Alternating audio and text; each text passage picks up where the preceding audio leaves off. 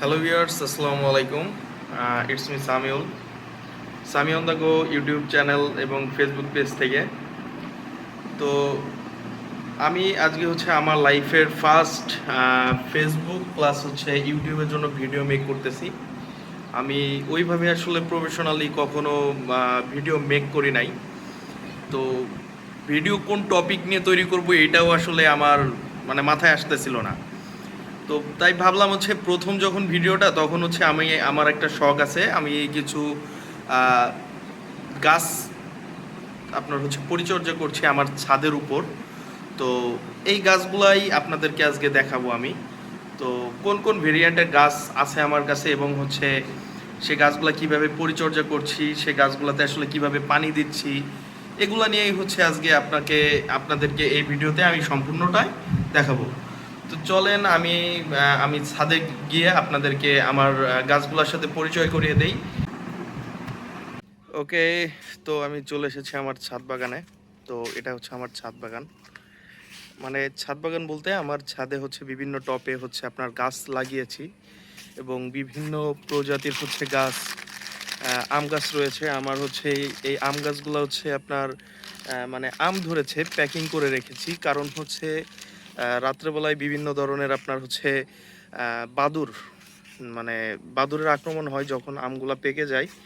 তখন এই বাদুরের জন্য আসলে আমগুলো নষ্ট হয়ে যাওয়ার কারণে আমরা হচ্ছে এই ইস্পাহানির যে প্যাকেট আছে এই প্যাকেটগুলো ইউজ করেছি। আমি একটা আম আপনাদেরকে খুলে দেখাই, তাহলে দেখতে পারবেন যে কত বড় বড় আম হয়েছে। দেখতে পাচ্ছেন অসাধারণ, মানে দেখতে লাগছে, কালারটা কিন্তু অসাধারণ হয়েছে আমের, এবং সাইজটাও মোটামুটি ভালোই বড়। ঠিক আছে, সাইজটাও মোটামুটি ভালোই বড়। আমার এখানে আম ছাড়াও বিভিন্ন প্রজাতির হচ্ছে অন্যান্য ভেরিয়েন্টেরও গাছ রয়েছে। আমি আপনাদেরকে ব্যাক ক্যামেরা দিয়ে গাছগুলো দেখাই। এখানে হচ্ছে বিভিন্ন ধরনের আম গাছ রয়েছে।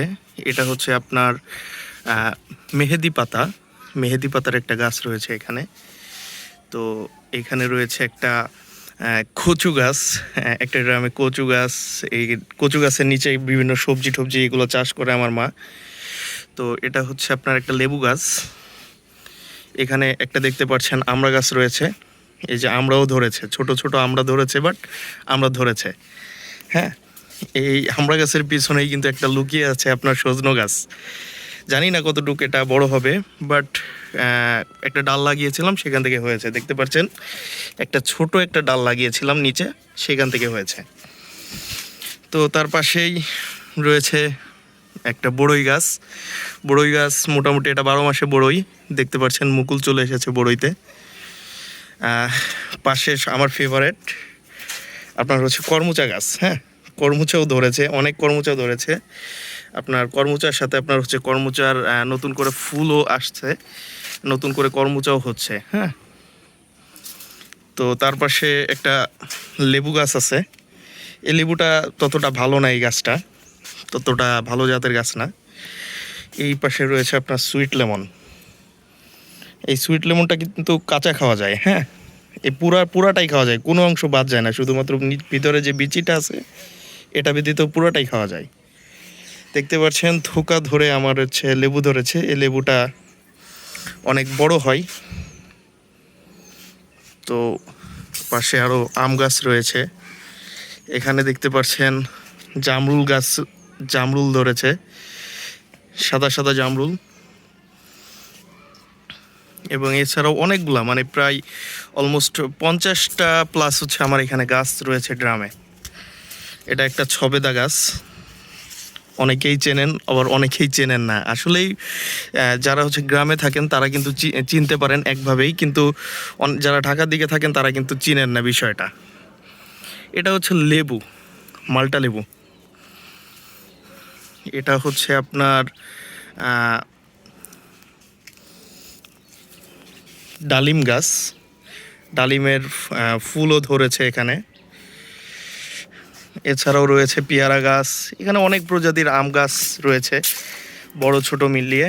এখানে কিন্তু একটা কাঁঠাল গাছ রয়েছে, আপনারা দেখতে পাচ্ছেন এখানে একটা কাঁঠাল গাছ রয়েছে। কাঁঠালও কিন্তু মোটামুটি ভাবে প্রস্তুত করার ইচ্ছা আছে এখানে। হ্যাঁ, তো এছাড়াও রয়েছে লেবু গাছ ওখানে, এখানে একটা বেল গাছ রয়েছে, আরও একটা সবেদা গাছ, এখানে দেখতে পাচ্ছেন জাম গাছ রয়েছে, জাম ধরেছে অনেক।